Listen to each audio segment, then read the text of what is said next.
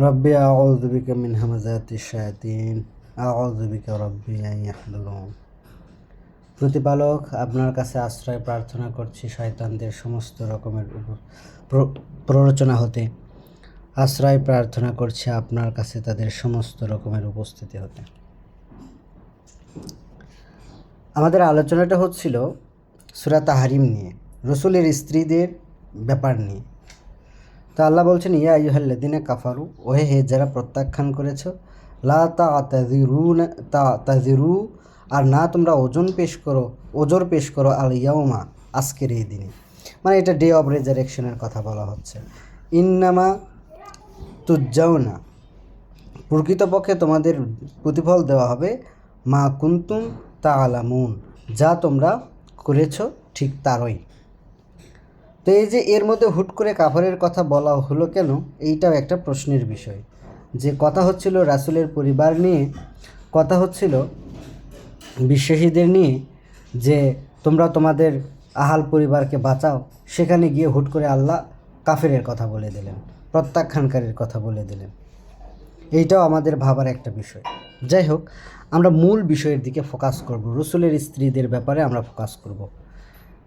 ইয়া আইয়ুহাল্লাযীনা আমানু, ওহে হে যারা বিশ্বাস এনেছো, তুবু ইলাল্লাহ, তোমরা ফিরে আসো আল্লাহর দিকে।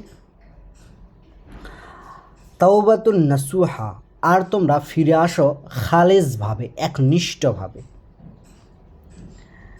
তোমরা একনিষ্ঠভাবে কী করো, আল্লাহর দিকে ফিরে আসো।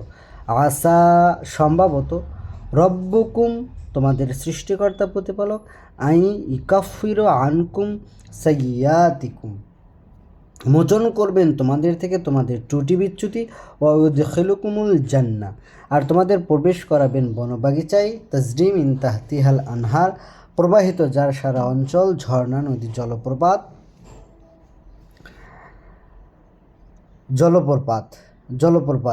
ইয়াউমা লা ইখজি, আর না সেদিন লাঞ্ছিত করবেন আল্লাহ আর নাবিকে আল্লাযীনা আমানু মা'হু, এবং তার সাথে যারা ছিল বিশ্বাসী রূপে। নূরুহুম ইয়াসআ, আলোসমূহ দৌড়াবে বাইনা আইদিহিম, তাদের সামনে দিয়ে। তাহলে সেদিন বিশ্বাসী এবং রাসূল কাউকে লাঞ্ছিত করা হবে না, নাবিকে লাঞ্ছিত করা হবে না, এবং না লাঞ্ছিত করা হবে তার সাথে ছিল যারা বিশ্বাসী। আর আলো তাদের সামনে দিয়ে কী করবে, দৌড়াদৌড়ি করবে। বিআইমানিহিম, তাদের ডান পার্শ্ব দিয়ে। ইয়াকুলুনা, তারা বলবে রব্বানা আতমিম, রব্বানা, হে আমাদের প্রতিপালক, পূর্ণ করো লানা, আমাদের উপর, নূরানা, আমাদের সে আলোকে আমাদের উপর পূর্ণ করো, ওয়া আগফির লানা, এবং ক্ষমা করো আমাদেরকে, ইন্নাকা আলা কুল্লি শাইইন কাদির, নিশ্চয় তুমি তো সকল কিছুর ওপরে ক্ষমতাবান। তাহলে এখানে আল্লাহ বলছেন যে আল্লাহ কিয়ামতের দিন রসুলকে আর না তার সাথে থাকা বিশ্বাসী কাউকেই তিনি লাঞ্ছিত করবেন না, বরং তাদের জন্য উত্তম কিছুই রয়েছে। ইয়া আইয়ুহান নাবী, ওহে হে বার্তাবহ, জাহিদিল কুফারা ওয়াল মুনাফিকিন, কি করো তুমি সর্বাত্মক প্রচেষ্টা করো প্রত্যাখ্যাতদের ব্যাপারে আর মুনাফিকদের ব্যাপারে, অর্থাৎ যারা কথায় মানে কিন্তু অন্তরে প্রতারণা, এই দুমুখ নীতির মানুষদের ব্যাপারে তুমি কঠোর হও। ওয়া আগলুজ আলাইহিম, আর কঠোর হও তাদের ওপর। অমা অহুম জাহান্নাম, তাদের আশ্রয়স্থল জাহান্নাম। অবিসাল মাসির, আর কত নিকৃষ্ট প্রত্যাবর্তন স্থল। তাহলে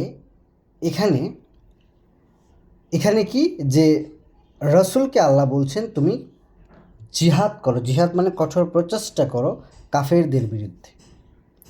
এই কথাগুলো বলতে বলতে আল্লাহ কাফের কথা বললেন। তাহলে আমাদের চিন্তার বিষয় আছে এখানে, যে কেন আল্লাহ এগুলো বলছেন। কথা তো হচ্ছে রসুলের ব্যক্তিগত বিষয় নিয়ে, রসুলের পরিবার নিয়ে। তাহলে এর মধ্যে হুট করে কেন আল্লাহ কাফেরের কথা বলছেন? এরপরে দেখেন সবচেয়ে মারাত্মক যে হচ্ছে আয়াত, দরাবাল্লাহু মাসালান, উপমা পেশ করো বা পেশ করো আল্লাহর উপমা, লিল্লাযিনা কাফারু, যারা কুফুরি করছে, যারা প্রত্যাখ্যান করছে, তাদের কাছে পেশ করো আল্লাহর দৃষ্টান্ত। কি? ইমরাতু নূহ ও ইমরাতু লূত। উপমাটা হচ্ছে লুতের স্ত্রী এবং নুহের স্ত্রী। কানাতা তাহতা আবদাইনে, তারা ছিল দুজনেই আমার দাসদের অন্তর্ভুক্ত। আবদাইনে মিন ইনদিনা, ইনদিনা সালিহাইনে, তারা ছিল আমাদের দাসদের মধ্য হতে দুজন সৎকর্মশীল ও সংশোধনশীল দাস। কে কে? নূহ এবং লূত। ফাখানাতাহুমা, অতপর উভয় খিয়ানত করেছিল। খানাত, যেটা রুট ওয়ার্ড খাতনা, খাতনা বলে না, খাতনা, বিচ্ছিন্ন করা, খিয়ানত করা। তারা খিয়ানত করেছিল, তারা উভয়ই খিয়ানত করেছিল, রসুলের সাথে খিয়ানত করেছিল। সেই উদাহরণ শোনাচ্ছে রসুলের স্ত্রীদের কে। তাহলে বোঝো ব্যাপারটা যে অপরাধের লেভেলটা কোন জায়গায়। তারা যে রসুলের বিরুদ্ধে পরস্পরকে সাহায্য করছে, এই কথা আল্লাহ আয়াতেই বলছে। আবার আল্লাহ বলতেছে যারা কুফুরি করতেছে তাদেরকে হচ্ছে যে যারা প্রত্যাখ্যান করছে তোমাকে, তাদেরকে শোনাও আল্লাহর দেওয়া এই উপমা। কি উপমা? যে উপমাটা হচ্ছে নুহের স্ত্রী এবং লুতের স্ত্রী। তারা দুজনে ছিল আমাদের দাসদের মধ্য হতে সৎকর্ম ও সংশোধনশীল দুইজন দাস, আর তারা উভয়ই খেয়ানত করেছিল। কারা? লুতের স্ত্রী আর নুহের স্ত্রী। ফালাম, অতপর নাই, অগ্নিয়া, আর না, অতপর না, ফালাম অতপর না, অগ্নিয়া, দুজনে কাজে আসলো, আনহুমা, তাদের দুজনের, মিনাল্লাহি শাইয়ান, আল্লাহর পক্ষ থেকে কিছু মাত্র। মানে এই যে নূহ এবং লূত, সালামন আলা নূহ এবং সালামন আলা লূত, এরা যে আল্লাহর একজন দাস ছিল, ওই দুইজন দাস কোনো রকমেই কোনোভাবেই আল্লাহর পক্ষ থেকে কোনো রকমের কোনো উপকারে আসেনি তাদের স্ত্রীদের জন্য। বুঝেছ?